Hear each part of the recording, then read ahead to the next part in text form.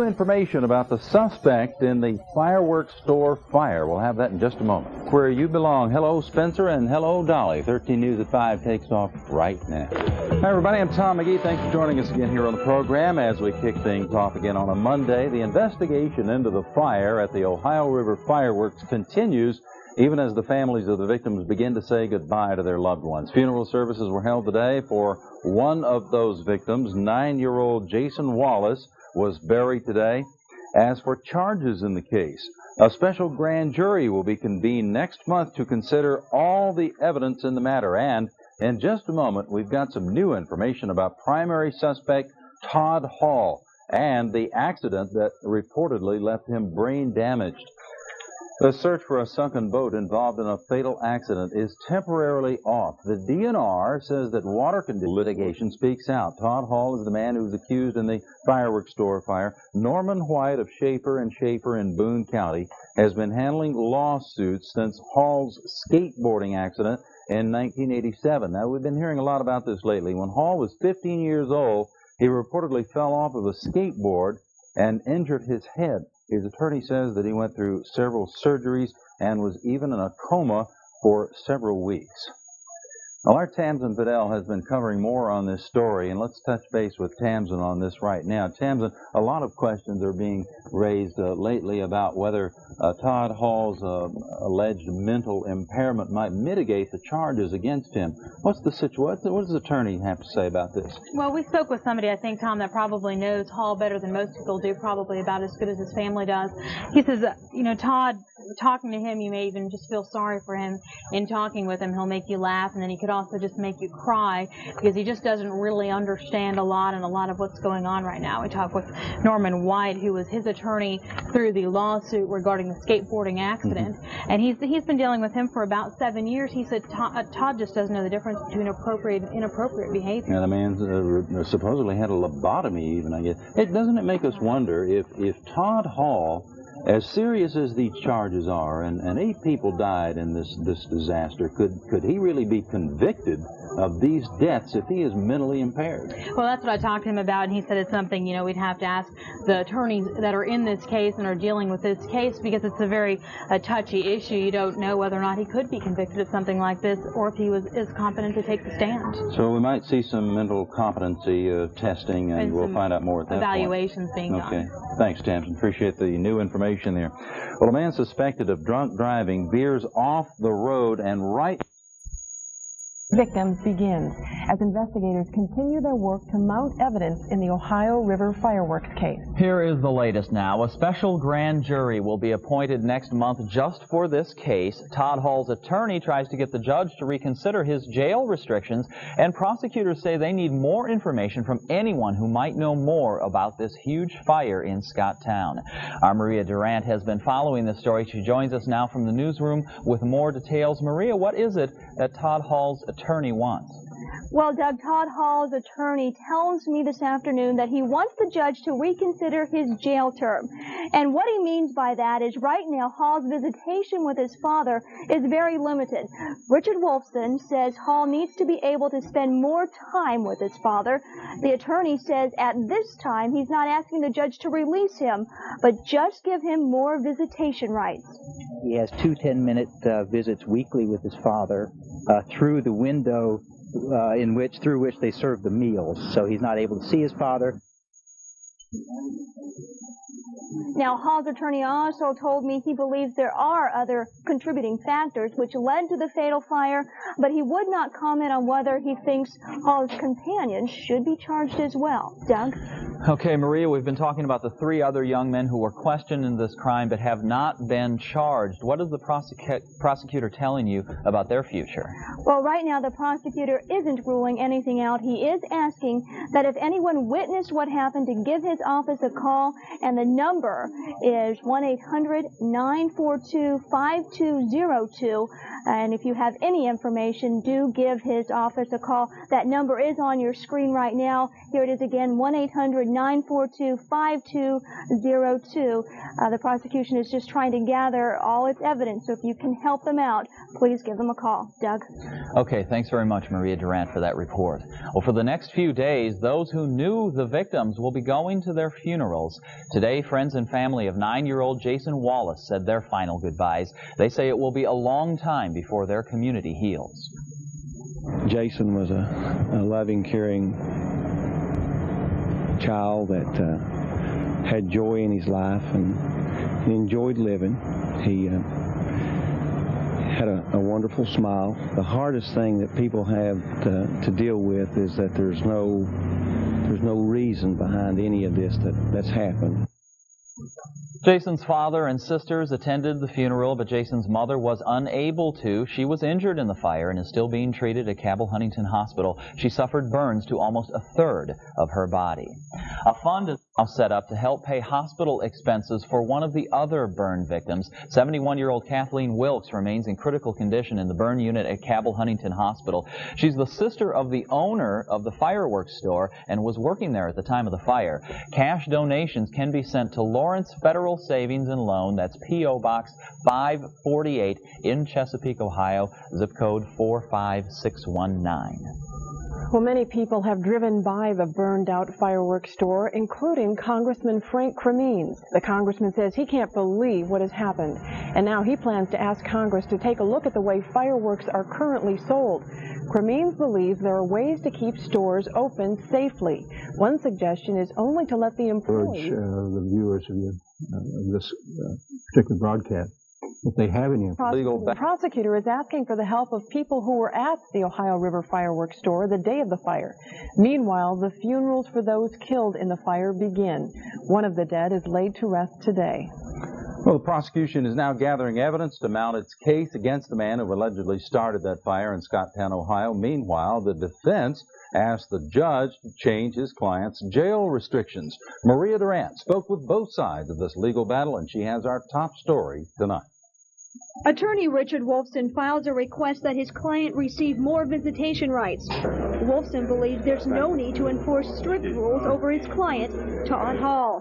He has 2 10-minute visits weekly with his father through the window through which they serve the meals. So he's not able to see his father.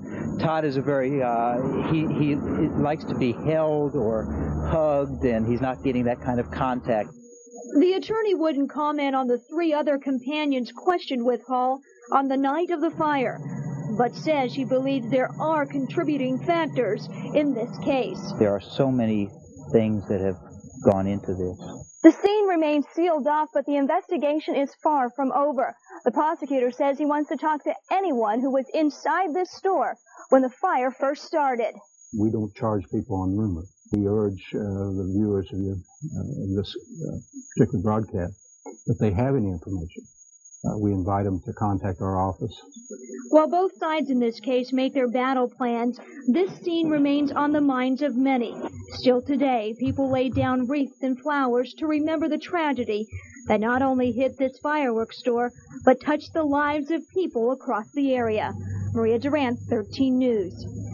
Now, if you were a witness to this fire, or if you have any information that might help in the investigation, call the prosecutor's office at 1-800-942-5202.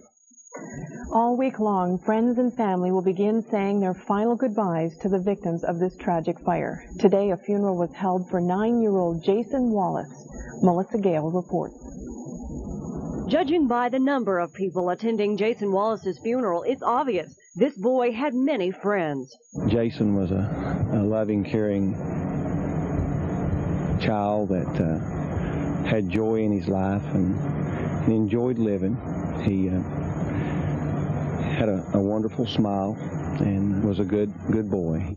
Jason's father and sisters still find it difficult to talk about the boy's death. It came so suddenly. She would go through it.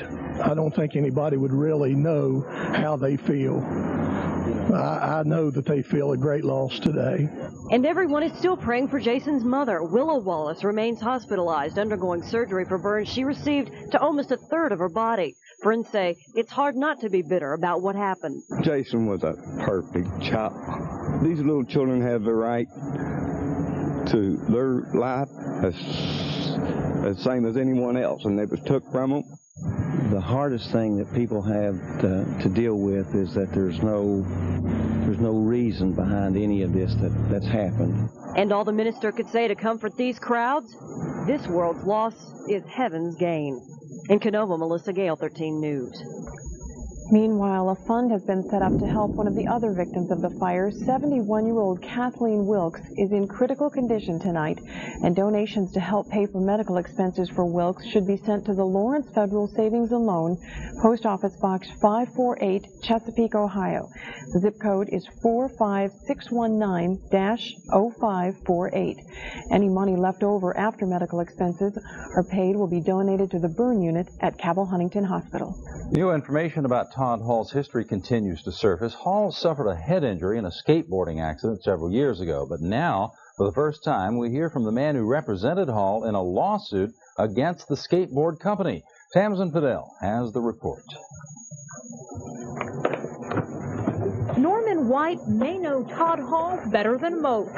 Todd was a very likable young man. You go from being humored by him to feeling very sorry for Todd. Back in 1990, White took on Hall's case against Nash Manufacturing after a skateboarding accident in 1987, an accident that resulted in surgery and put Hall in a coma for several weeks.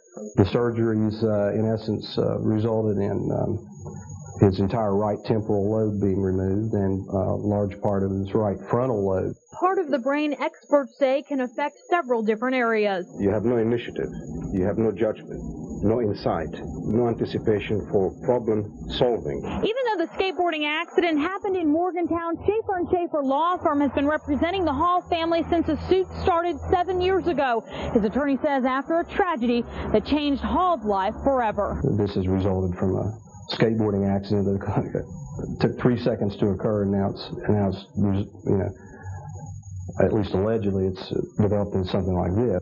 And it could play a role in the case as more is revealed about the 24-year-old and his history. Tamsin Fidel, 13 News, Boone County. And Attorney White says that a settlement was reached in that product liability lawsuit. Divers hold off on the search. Benefit the young man accused of killing 8 people in the fireworks store fire.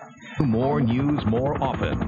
13 News. Tonight, Tom McGee, Sandra Cole, meteorologist Dave Parker, storm tracker weather, and sports with Dave Burst. Now, live, 13 News Tonight. There are many, I feel, contributing factors, many unfortunate events that have led to this tragedy. The legal battle lines are being drawn in the case of Todd Hall, the man charged in a horrible fireworks fire. Our top story tonight.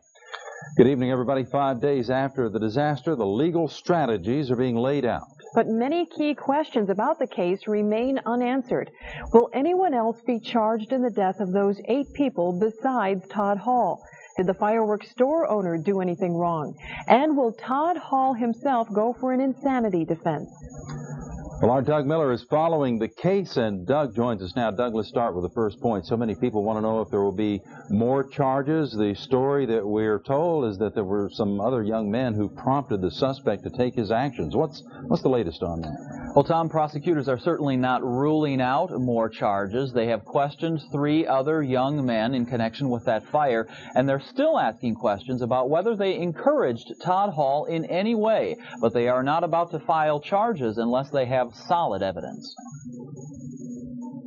We don't charge people on rumor, and I certainly understand, particularly from the victim's standpoint, if they feel someone is culpable, why aren't they in jail? But we have to have a case first. The prosecutor says more charges would be premature right now. He needs to talk to Todd Hall more, and he thinks there may be more witnesses out there who were not interviewed at the scene. Todd Hall's attorney is leaving all possibilities open. He won't be specific, but has referred to failings at the location. What about these other factors? What about the circumstances at the fireworks store? People who live in the area felt some hesitation, felt that something might happen at any time. So many things go into this. A key question is whether the store's sprinkler system worked. There have been statements made that it did and that it didn't.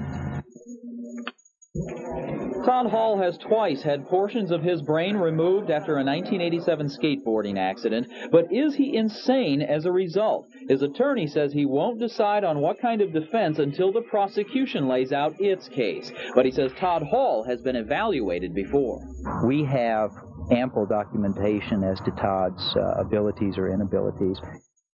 One other thing tonight, Todd Hall's attorney says Hall needs to see his father more. Right now, he only gets to see him about 20 minutes a week through a small window at the jail. The attorney says that's not enough and that Todd Hall is very uncomfortable behind bars. Tom? All right, thanks a lot, Doug. And a special grand jury will meet in early August to consider the evidence against Todd Hall. A 9-year-old killed in the Ohio fireworks fire is late and the community heals.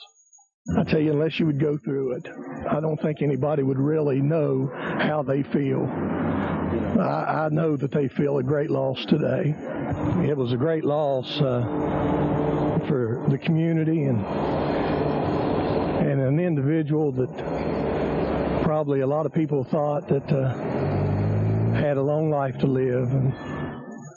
Jason's father and sisters attended the funeral, but Jason's mother was unable to. She is still undergoing surgery at Cabell Huntington Hospital for burns she suffered in the fire. Well, each day, new information comes out regarding suspect Todd Hall. Now the 24-year-old's former attorney speaks out and talks about who Todd Hall really is. Norman White of Schaefer & Schaefer represented Hall after the skateboarding accident that resulted in his head injuries. White says Hall underwent several surgeries and was in a coma for a few weeks back in 1987. Todd was a very likable young man. You go from being humored by him to feeling very sorry for Todd. But White says they reached a settlement with the manufacturers of the skateboard just a few years ago. So what comes next in this investigation? The judge will decide whether to give Todd Hall more visitation rights. At this time, Hall's attorney is not asking for his release. Meanwhile, the prosecutor is asking witnesses to the fire to come forward and call his office at 1-800-942-5202. Hall is scheduled to appear in court again on Friday. New allegations tonight from the roommate of a Fayette County woman who's accused of repeatedly abusing her own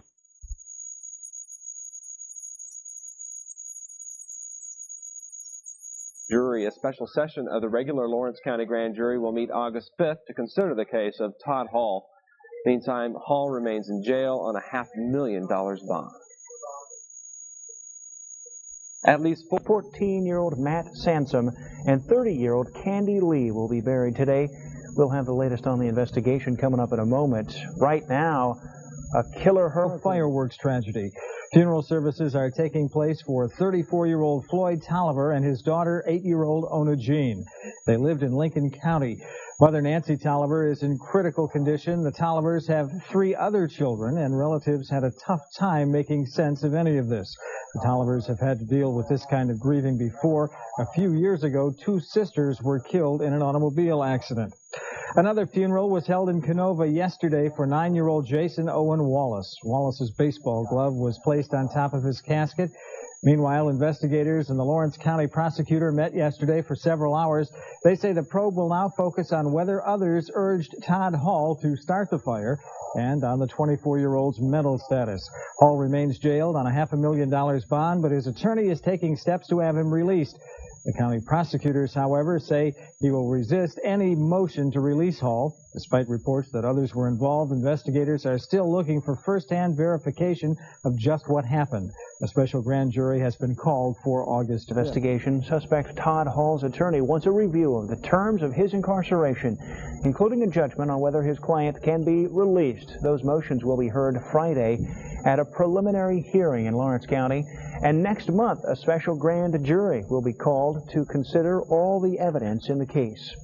One of the funerals held yesterday, the services for 9-year-old fire victim Jason Wallace. Wallace was remembered in a Canova, West Virginia service. His mother still recovering at Cabell Huntington Hospital. His father and sister obviously devastated by their loss. A family neighbor also feels a personal pain. I tell you, unless you would go through it, I don't think anybody would really know how they feel. I know that they feel a great loss today. It was a great loss for the community and an individual that probably a lot of people thought that had a long life to live. The mother, Willa Wallace, will undergo surgery for burns to nearly a third of her body. Again, the funerals continue this afternoon. Services for 14-year-old Matt Sansom will be held at 1 o'clock at Johnson Nichols Funeral Home in Wayne. 30-year-old Candy Lee will be buried today at Willis Funeral Home in Gallipolis. 3 funerals are set tomorrow. 24-year-old Ryan Aldridge, his girlfriend Misty Crone, and their child, 2-year-old Shelby Crone, will be buried in Ironton. And suspect Todd Hall's attorney will discuss the case on national television this afternoon. Richard Wolfson will be a guest on CNN's Burden of Proof program. That's at 12:30. Check your local listings for the channel. A woman who lived with child abuse suspect Joyce.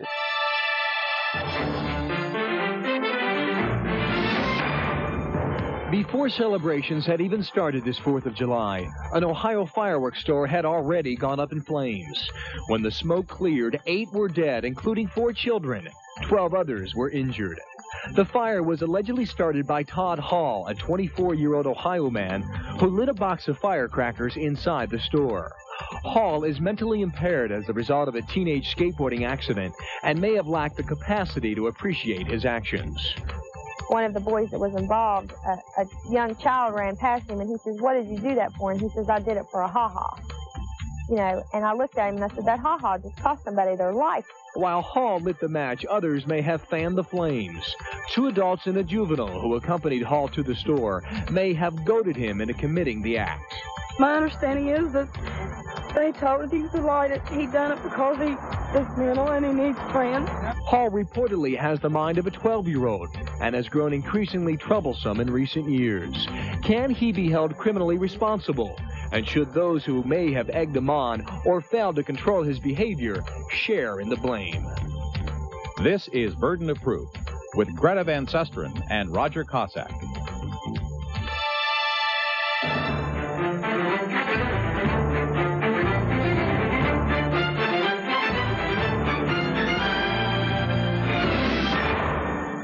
Todd Hall is accused of deliberately starting a deadly fire in a fireworks store. We'll talk to the lawyer defending Hall and the lawyer who represented him in his civil lawsuit over a 1987 accident that left him brain damage. Hall was a walking time bomb. And should someone have done something to stop him sooner? Today on Burden of Proof, next, after the hour's top stories from Reed Collins. Well, the big storm is the big story. Hurricane Bertha is churning through the northern Caribbean now. The Turks and Caicos Islands and parts of the Bahamas and Dominican Republic are all under hurricane warning. Hurricane Bertha only brushed the northern coast of Puerto Rico, but it slammed into the Virgin Islands and claimed 4 lives. Authorities there are asking for food and water. The hurricane supplies are in high demand in Florida, where many residents are stocking up just in case. Hurricane Bertha's exact path is not certain, of course. Forecasters now predict Bertha will turn slightly to the northward, away from the U.S. coastline. But authorities are warning residents from Florida to Virginia to listen to news updates on the path of Hurricane Bertha. Members of the Senate Armed Services Committee today heard the Defense Secretary William Perry say that the United States did underestimate the terrorist threat. Burden of Proof. With the strike of a match, tragedy struck a small Ohio town last week. Todd Hall allegedly lit a box of firecrackers in a fireworks store.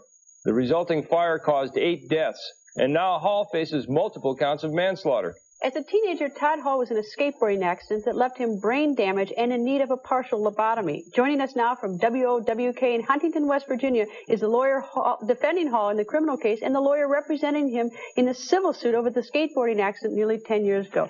Richard Wilson, first to you. You are representing Todd Hall in the criminal case, and he is now in custody. And the first issue that's going to confront you as his criminal defense lawyer is the issue of competency. That's different than insanity. What is competency? Well, aside from the fact that I have some interference in my ability to hear you, the issue of competency is certainly critical to what we face and I don't know that I am qualified now, certainly in a legal capacity perhaps I am, but I don't know that that is the first question that we should address. In listening to some of your lead-in on the situation, I think we have more commentary on what is being released to the public and what we as a compassionate society and as attorneys and myself as Mr. Hall's advocate, what we have a duty to do. Well, typically, Richard, when a client is going to be examined for competency, the key question is whether or not the client can communicate effectively with the lawyer and understand the proceedings that the client now faces. Having now spoken to Todd Hall, do you have any sense of whether or not he will be determined competent by the court, that he will understand the proceedings against him? In a purely procedural context, I would tell you that I do not anticipate Todd to be able to assist me in his defense. In speaking with him, I believe that he does not have a comprehension of why he is jailed, and I think those are the issues that we're addressing. Well, Richard, we do want to be compassionate about him, and it's been reported in the press, as you imply, that he has serious brain damage. Is there an issue about whether or not he actually did these events, or is the issue really the question of did he have any notion of what he really was doing, and could he have stopped himself? Well, you raise a good point, and I wish to clarify, and we may be doing, you're speaking to attorneys, but you say brain damage. He literally has, you'll understand the legal phrase, and many people will, non compos mentis.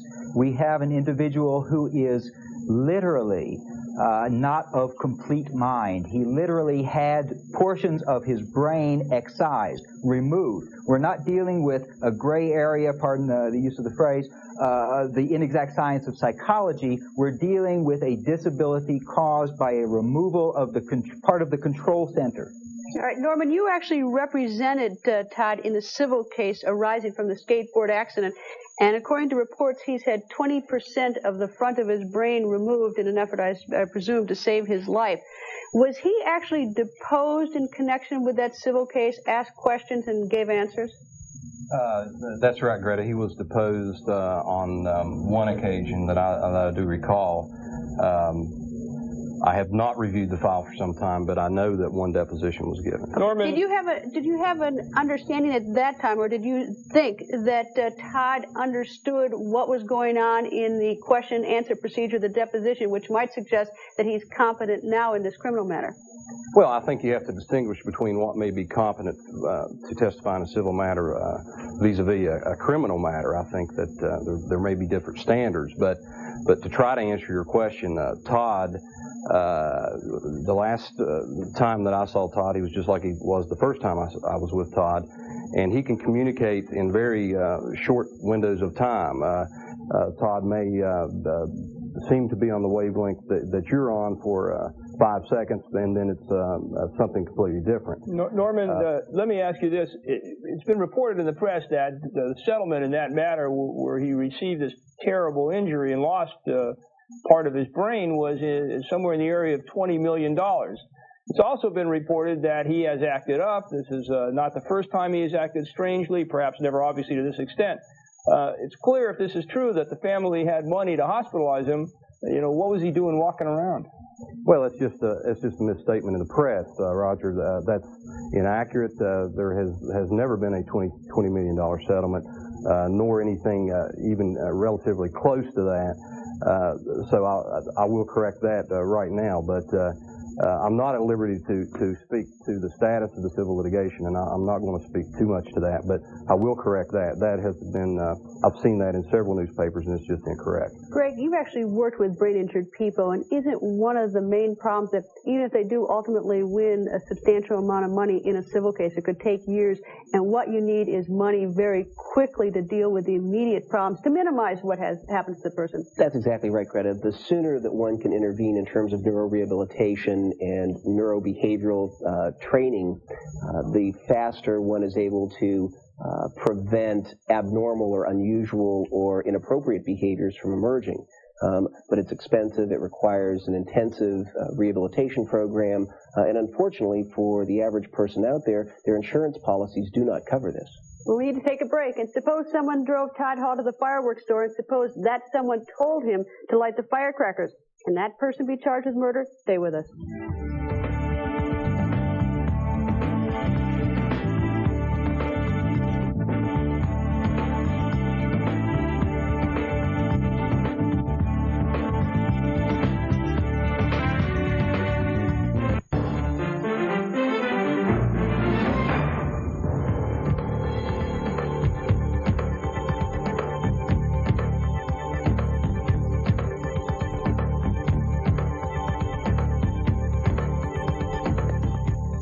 So far, only Todd Hall has been charged in the fireworks store deaths. However, authorities believe that there are 2 men who went with Hall to the store and may have urged him to light the firecrackers that sparked that deadly blaze. Lawrence, if 2 others or 3 others or anyone else went with Todd Hall and did anything to encourage him to toss the firecracker into the store to provoke this fire, did they have any criminal liability? The liability of each of these individuals will be determined separately. Todd Hall's, with his emotional or mental problems, will be addressed separately. And any individuals who incited him, transported him there, knowing what he was capable of doing, and in fact encouraging him to commit an act that was illegal or grossly negligent that could end up in deaths of other individuals, are going to be responsible on their own terms. And in fact, couldn't they also be charged with first-degree murder if that was their intention, even though Todd, in the middle of this, the conduit who actually lit it, could be charged with manslaughter, having a different intention? They could have a different intention, but that would be a matter of proof based on specifics. From the little bit I've heard, which would be blessed with more facts, it would seem to me, under these circumstances, unless I had information to the contrary, that this was not something where they intended to burn a store down and take 8 lives. However, they would be responsible for those deaths based on gross negligence or illegal acts or misdemeanor manslaughter type of crimes. Well, we've invited family members of the victims to appear on the show. We have now, by telephone, Marcia Garrett, whose mother was injured in this tragedy and who is in surgery at this very moment. Marcia, what is going on with your mother right now? They just took her down for surgery, and we don't know whether she's going to come back up or not. But they're saying that it's in the paper today, they're saying it's inhumane for Todd Hall to be in jail. How inhumane do they think it is for my mom and these other 2 people to be laying up here? And how inhumane was it for them to go in there and to light that and to kill those 8 people? 4 kids and 4 adults. Ain't that inhumane? Marcia, we realize how difficult this is for you, and obviously we hope that your mother comes out of this well. Have the doctors told you any encouraging news? No, we haven't heard much encouraging news at all. They keep telling us her age is against her. She's 71 years old. She's never hurt nobody in her whole life. She's been volunteered for the Veterans Administration for years. She gave all of her time to try to help people. And this is the thing she got out of it from these idiots. They knew what they were doing when they went in there. Marcia, thank you very much for calling us, and we appreciate you taking the time. Richard, obviously you're going to have a tough time. There's a great deal of anger over what your client did, and it's going to be, like, as you can see, a difficult situation to at least get compassion from the victims. I suppose that you are now faced as his lawyer with the problem of asking for bail. He is right now under bail for $500,000. Do you intend to have the bail asked to have it reduced? I have filed a motion to have a reconsideration of the terms under which Mr. Hall is being held. Let me state also, we cannot lessen the horror, the tragedy, but we're again seeing what is a surface matter. There's an inherent difficulty in having, at this time, the media contacting Ms. Garrett at this time with her mother undergoing surgery.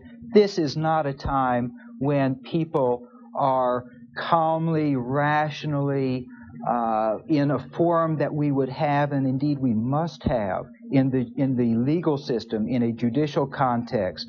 One doesn't go at the height when the person's dearest loved one is undergoing a surgery, this is not now the time to go address this person and ask what is right and what is wrong. Richard, let me ask you this. I feel for that person. Richard, let me ask you this, is that typically in most jurisdictions the issue of whether the person should be released pretrial is simply whether that person is likely to return to court, not whether or not the person likely did anything or is dangerous. In Ohio, is at this point the only issue whether or not Todd is likely to return to court if released? I am not at liberty to comment on the rationale of either the judge or the prosecutor in their having sought what I believe to be an unfair condition on my client's incarceration.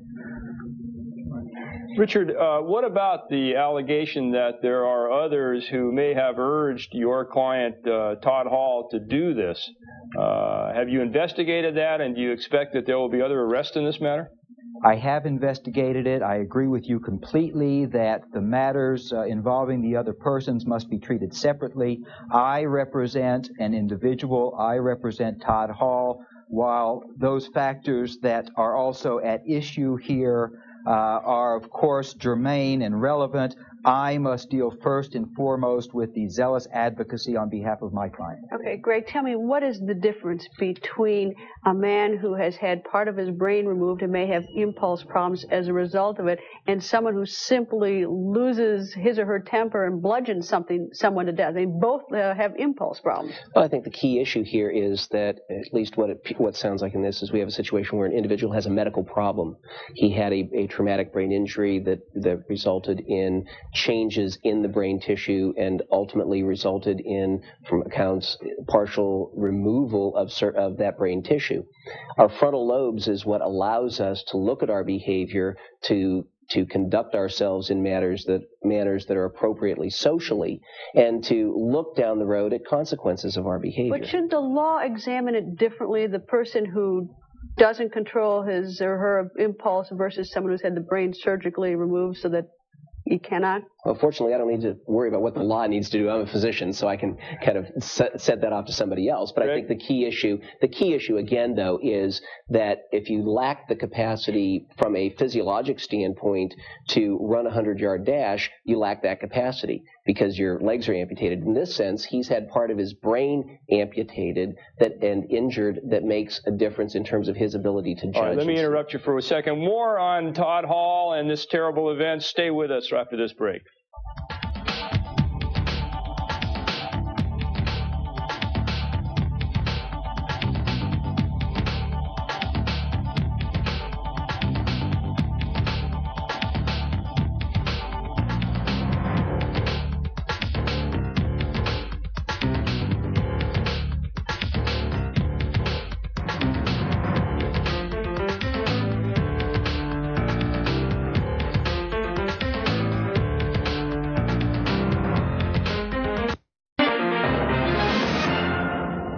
We're back. Greg, we've heard that Todd Hall, because of this injury, had a great deal of his brain excised, and that obviously is going to be used as an explanation to describe why he did what he did. Can you predict behavior? I mean, is this something that we should have known might happen by the fact that he lost part of his brain? I think clearly it's not possible to predict behavior. That's something that social scientists and mental health professionals have been wrestling with for years. I think part of what we do know is there are certain situations where an individual may demonstrate more impulsivity or not think through acts. What do you mean by that? In other words, there's suppose that is there a way that Todd Hall was acting that perhaps would have given us a tip, or not acting? I think one thing that you look at in a situation is, have there been other episodes where the individual has shown evidence of impulse control problems? Have they had impaired judgment? Have there been aggressive behaviors before? You also need to look at what kind of social environment the individual lives in. Individuals following a traumatic brain injury become tremendously socially isolated and alienated from their normal age mates because the rest of their class goes on and graduates and they end up in the hospital and do not continue on socially. So they are very much at risk for wanting to be part of the crowd, wanting to have friendships, and sometimes their judgment in terms of who they select to be friends with is also not the best as well. Lawrence, you've been a prosecutor for a number of years, and we have the issue of legal responsibility and whether or not Todd Hall is competent. Then we hear from a member of a victim's family, Marcia Garrett, who talks about, what about her mother? She didn't do anything wrong, and suddenly now she's faced with this terrible tragedy herself. What do you tell victims when they find out that an accused is found not responsible or incompetent, yet you have a victim calling in or even speaking to you who's very distressed? These are obviously very difficult social issues, but they're severable. What happened to Miss Garrett's mother and what happened to the other victims in this crime is horrible. The question is going to be whether Todd Hall and any other individuals are going to be held responsible, whether legally they can be held responsible, and whether a jury or some fact finder comes back and says they are responsible. The issues for the family are always there, and as I've said to more families of murder victims than I care to think about, this is an issue that you have to deal with and resolve on your own. Whether these individuals are brought to justice and whatever happens to them will not bring your family member back. That's a difficult pill to swallow, but it is reality. We need to go. Thank you to our guest attorneys today and to our panelists. O.J. Simpson says he wants custody of his and Nicole's children. What's ahead in this legal battle, and what's the likely outcome? Tomorrow on Burden of Proof. See you then. For a transcript of today's program, please call Journal Graphics at 1-800-CNN-NEWS.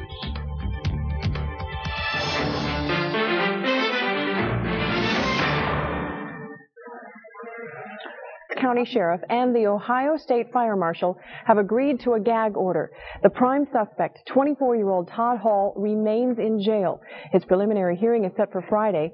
Attorneys will discuss Hall's terms of incarceration, and prosecutors still have not said whether there will be more arrests in this deadly fire. Our Maria Durant talked with those involved in the case, and she joins us live from Scotttown, Ohio now with the details. What did you find out today, Maria? Well, Sandra, the scene this evening remains very quiet here at Ohio River Fireworks. People have showed up this evening, though, to lay wreaths and flowers to remember some of the victims. Now, the investigation is ongoing. Now, I spoke with the chief of the Lawrence County Sheriff's Department, and he told me that the three agencies, the prosecutor's office, the Sheriff's Department, and the State Fire Marshals are not making any more comments on this case. He says they don't want the case tried in the media.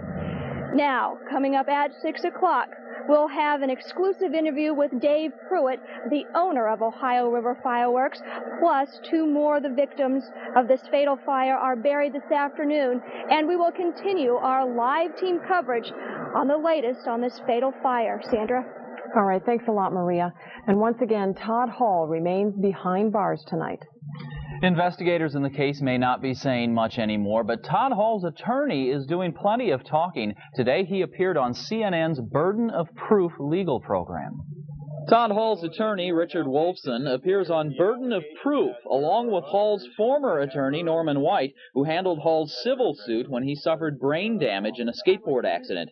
Wolfson will not say if an insanity defense will be used, but he says Hall's mental ability is diminished. I do not anticipate Todd to be able to assist me in his defense. In speaking with him, I believe that he does not have a comprehension of why he is jailed. And Hall's former attorney, White, describes a typical conversation with Todd Hall. And he can communicate in very short windows of time.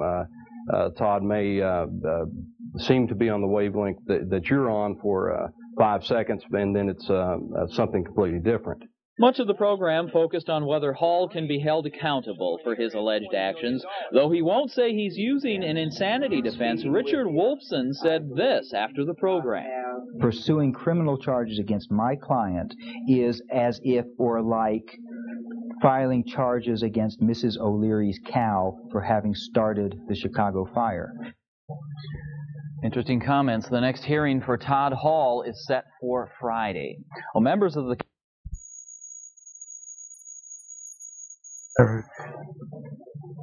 A distraught owner. Tonight, Dave Pruitt, the owner of Ohio River Fireworks, speaks out for the very first time as another victim of that tragic fire is laid to rest. Good evening, everyone. I'm Sandra Cole. And I'm Tom McGee. It's been nearly a week now since that deadly blaze in Scotttown, Ohio. 8 people lost their lives in the fire. And tonight, the owner of the fireworks store says he just can't understand why this happened and why he wasn't one of the victims. Dave Pruitt talks exclusively with our Maria Durant, and Maria joins us live now via Skylink satellite from the scene in Scotttown, Ohio. Maria, this man is obviously feeling very distraught over what happened. How is he doing? That's right, Tom. Dave Pruitt is very shaken about what happened, and during our interview this morning, I noticed physically that Mr. Pruitt is very weak as he continues to ask the question, why? I give away free shackles. Dave Pruitt wasn't even in the building when the fire ripped through. He says this explosion will haunt him for the rest of his life. I just went out to get me a drink, and once they started screaming and hollering, man, I run to the door. Would have rather have been in there myself. Pruitt opened the store in 1988. He says he has never had any problems before. Now he questions why this had to happen to him. He even asked the accused that same question. I asked Todd Hall, why did he do it? And his answer? He just gave me the finger. I just don't know why. I can't figure out why they wanted to do it. You know, I've been in service. I've been in Korea. I've seen things. I've never seen nothing like this. So fast. Now, Mr. Pruitt isn't sure whether he'll reopen this store. He told me that he just plans to live his life day by day, Tom. Maria, he doesn't stand to be charged with anything, does he? Can Dave Pruitt be charged with anything at all? Tom, at this time, the prosecutor hasn't mentioned any charges against Mr. Pruitt. I spoke with the fire marshal's office, and the building passed all inspections, so building-wise, it was a safe building. Tom? All right, Maria, thanks a lot. Maria Durant reporting to us live from Scotttown. 3 of the people injured in the fire remain hospitalized tonight. 2 in critical condition, the other in serious condition. Well, friends and family gathered to remember and say goodbye to a victim of last week's fire. 30-year-old Candy Lee was laid to rest in Gallup Police today. The family requested no media coverage of her funeral. Now, here's the latest on the case. The man accused of setting that deadly blaze, 24-year-old Todd Hall, remains in the Lawrence County Jail tonight. Prosecutors say they will fight attempts to release Hall on bond. The case will be presented to a grand jury on August 5th, and late this afternoon, the prosecutor's office, the sheriff's department, and the state fire marshal's office all agreed on a gag order on this investigation.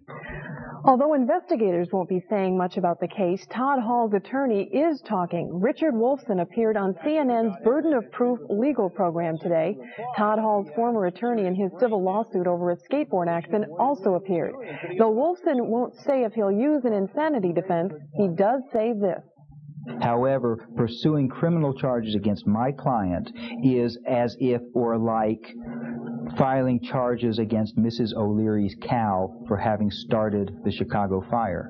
The last time that I saw Todd, he was just like he was the first time I was with Todd, and he can communicate in very short windows of time.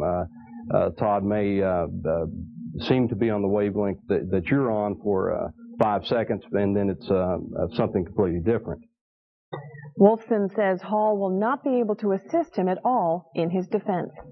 13 News and the Dog radio station will hold a special benefit concert for the victims of the fire in Scotttown. The 2-day concert will be at Coyote's Wild Dog Saloon in Huntington on July 24th and July 25th. And about 15 local bands will be performing. Show burden of proof. He says the justice system is going to have to learn how to cope with the modern miracles of medicine, which allowed Todd Hall to recover from a severe head injury after a skateboarding accident back in 1987, although the front part of his brain was removed during that. But his attorney says Todd's not able to assist him in his defense, and in speaking with him, his attorney says he does not believe that Todd has any comprehension of why he's in jail. Now, Richard Wolfson is his attorney. He also argues that Todd Hall should be allowed out of jail because he says it's inhumane in light of his mental condition to keep him there. But one of the victims called that CNN show to complain about that. She was standing beside her 71-year-old mother in the hospital. Kathleen Wilkes, her mother, is another victim of the fire. Marsha Garrett called the show to say, "How humane do they think it is for my mom to be laying up here dying?"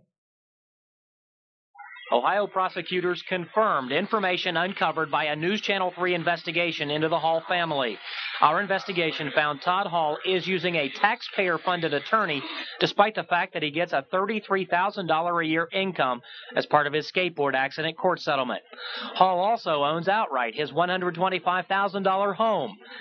And despite the fact that Hall makes roughly $10,000 a year, more than the average local wage, the Ohio Public Defender's Office says he may still qualify for a free attorney if he doesn't have the money in the bank right now to pay for one. Legal experts also say he qualifies for the not guilty by reason of insanity defense because of his mental defect. Interestingly, that means he may never serve even a single day in a penitentiary for lighting the fire which killed 8 people, Tim. Rob, what's the feeling on Todd's competency to stand trial on this whole issue? Actually, that too is an interesting point, because what I learned from legal experts is that Ohio has one of the lowest standards in the country in determining competency. A client to a lawyer simply has to understand who his lawyer is, who the prosecutor is, and what their role is in the case. That alone would make him competent to stand trial. Okay, it keeps developing each day. Thanks, Rob. Well, since that fireworks disaster in Scotttown, Ohio, many questions have surfaced about Ohio's fireworks laws. The big question, should fireworks be sold in a state where they are illegal to set off? News Channel 3's Sherry Jackson has more on the... To have an expert witness testify during the hearing. Richard Wolfson still wants the judge to reconsider Hall's jail terms. The expert witness is one of Hall's physicians. 3 of the 12 people injured in last week's fireworks explosion are still in the hospital tonight. Willa Wallace's condition has been upgraded to fair condition. Nancy Tolliver and Kathleen Wilkes remain in critical. All 3 fire victims are at Cabell Huntington Hospital. Best inspections and everything else. This could have happened in a McDonald's. It could have happened in a Walmart. It could have happened any place. And I just don't know why it hadn't happened to me. I'm hurt. Pruitt says the sprinkler system was working and that it had been used 2 days before the fire to wash cars. The system was inspected in May of 1995. No problems were uncovered. And even if the sprinkler system didn't work, no one knows for certain whether it would have made any difference in the fast-spreading fire of July 3rd. Common sense suggests it couldn't have hurt. Michael Gormley, WSAZ, News Channel. It is the consensus of all the agencies investigating the fire. There is not enough evidence to suggest the men were coaxed Hall into starting the fire. Collier says all 3 men have voluntarily submitted to multiple interviews and have taken polygraph tests. All have passed.